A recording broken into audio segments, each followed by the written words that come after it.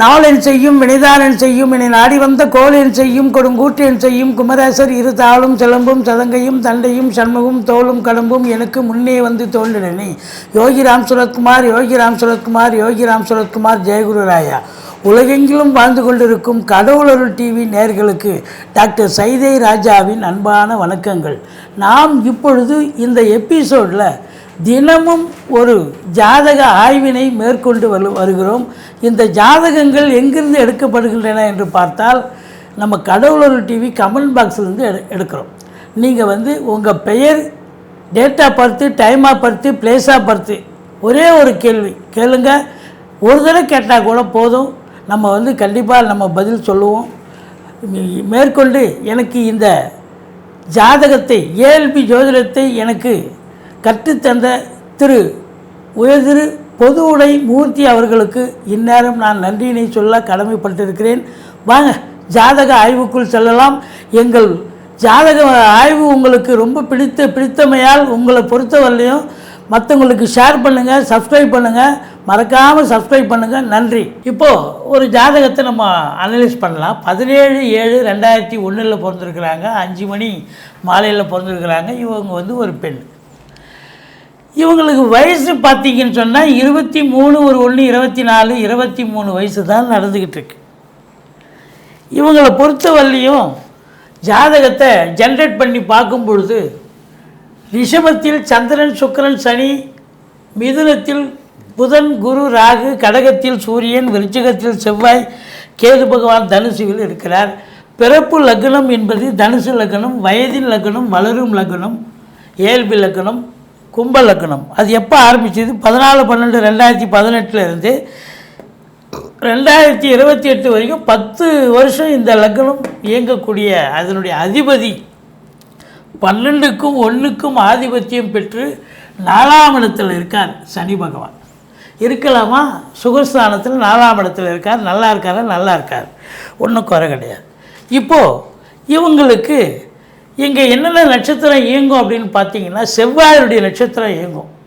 அதாவது சித்திரை, அதாவது உத்திராடம், திருவோணம், அவிட்டம், சதயம். அவிட்டம் 2 பாதம் முடிஞ்சு போச்சு, சதயம் 2 பாதம் முடிஞ்சு 3ஆம் பாதம் போயிட்டுருக்கு. இந்த சதயத்தினுடைய அதிபதி, இந்த லக்னாதிபதி 4ல் இருக்கார். 12க்கும் 1க்கும் ஆதிபத்தியம் பெற்றவர். இந்த சதய நட்சத்திரம் ராகுனுடைய அதிபதி 5ல் போய் இருக்கார். 5ஆம் இடத்துல இருக்கலாமோ, சந்தோஷமாக இருக்காங்க. இதில் இன்னொரு பியூட்டி என்னென்னா, 5க்குடைய புதனும் அங்கே தான் இருக்கார். அப்போ இவங்களுக்கு ஒரு என்ன அப்படின்னாக்கா, லவ் அஃபேர் போயிட்டுருக்கு அப்படின்னு நம்ம உணர முடியுது. காதல் வயப்படக்கூடிய ஒரு நிலை. இந்த 7ஆம் இடம் அப்படின்னும் பொழுது, இந்த 7ஆம் இடத்துல மக நட்சத்திரம் இயங்கும் பொழுதே, இப்போ சதயம் 3ன்னும் போது இங்கே 2 இது ஒரு 3 5 பாதம் ஆகுது. இங்கே மகன் 4ஆம் பாதம் போகும்பொழுது இவங்களுக்கு லவ் அஃபேர். மகத்தினுடைய அதிபதி கேது 11ல் இருக்கார். அப்போது 7க்குடையவன் 11ல் இருக்கும்பொழுது இவங்க காதல் வயப்பட்டிருக்காங்க. ஸோ இவங்களை பொறுத்தவரையிலையும் ஓராண்டாக காதல் வயப்பட்டிருக்காங்க. அது என்ன ஆச்சு அப்படின்னு சொன்னாக்கா, இப்போது இவங்களை பொறுத்தவரையிலையும் சதயம் 3ஆம் பாதம் போயிட்டுருக்கு. ராகு 5ல் இருக்கார். 5க்குடைய புதன் 5 இருக்கார். 2க்குடையவன் குருவும் அங்கே போய் இருக்கார். ஸோ அங்கேருந்து இந்த 2க்கும் 11க்கும் ஆதிபத்தியம் பெற்ற குரு லக்னத்தை பார்க்குறார், ஏல்பி லக்னத்தை பார்க்குறார். ஸோ மொத்தத்தில் பார்க்கும்போது இவங்களுக்கு இந்த சதயம் 3 1 2 3 நிகழ்காலம் நல்லா இருக்குது. இவங்க ஓராண்டாக காதல் வயப்பட்டிருக்காங்க. இந்த மக நட்சத்திரம் 3ஆம் பாதம் செல்லும் பொழுது அது மகம் 11ல் இருக்குது. இவங்க இந்த நட்சத்திர புள்ளியும் 5ல் இருக்குது. 5க்குடையவனும் 5ல் இருக்கான். எல்லா நிலைகளிலும் ஒரு சந்தோஷம், ஒரு விருப்பமான ஒரு நிலை இருந்ததால் ஒரு விருப்பமான ஒரு மணமகனை தேர்ந்தெடுத்து இவங்க திருமணம் பண்ணிக்கிட்டாங்க. போன வாரம் திருமணம் ஆயிடுச்சு. ஏன்னா நிகழ்காலம் D9 என்று சொல்லக்கூடிய 1 4 7 10 இந்த சதயம் 1 2 3 அது இயங்கிறதே இங்கே தான் வருது. அப்போது இது நிகழ்காலமாக இருக்கிறதால சென்ற வாரம் இது திருமணம் ஆச்சு அப்படின்னு நம்ம புரிஞ்சிக்க முடியுது.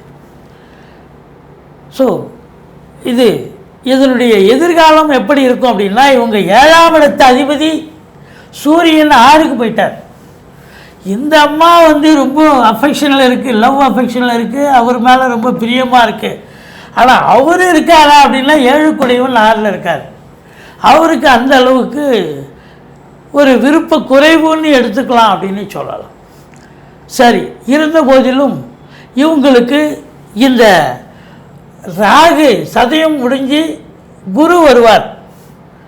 குருவும் வந்து இங்கே தான் இருக்கார். ஸோ இந்த லக்னம் முடிகிற வரைக்கும், இந்த 2028 வரைக்கும் இவங்க இங்கே தான் ரொம்ப திருப்திகரமாக இருப்பாங்க.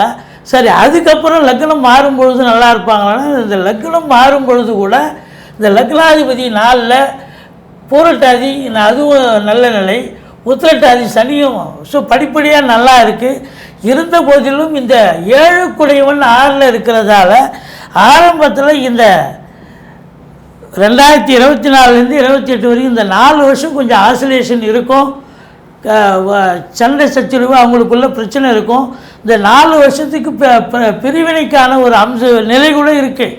பிரிஞ்சாலும் பிரியலாம், பிரியாமல் இருந்துட்டாங்கன்னு சொன்னால் அதுக்கப்புறம் இவங்க இந்த 10 ஆண்டு காலம் சூப்பராக அவங்க நல்லபடியாக அவங்க வாழ்க்கை சிறப்பாக செல்லும். இதில் பிரியலன்னு சொன்னால் நல்லா போகும் அப்படின்னு நம்ம சொல்கிறோம். இது ஒரு ஆய்வுக்காக வந்த ஒரு விஷயம். நன்றி, வாழ்க வளமுடன். கடவுள் அருள் டிவியை பார்த்தமைக்க நன்றிகள். மேலும் இது போன்ற தகவல்களை தெரிந்து கொள்ள கடவுள் அருள் டிவியை சப்ஸ்கிரைப் செய்யுங்கள். மறக்காமல் பெல் ஐக்கானை கிளிக் செய்யுங்கள்.